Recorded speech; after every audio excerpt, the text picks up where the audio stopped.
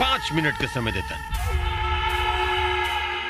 बड़ा ज्यादा चर्बी बा एकरा में, एकरा मार मत, सीधा मार डाल।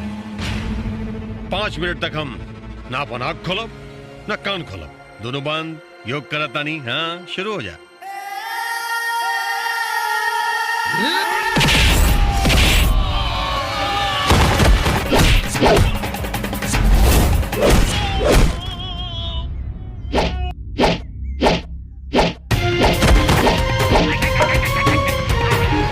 ठाकुर, जन्मदाता ब्रह्मा जी, पालन करता भगवान विष्णु और संहारक महादेव, तू कौन देवता हवे?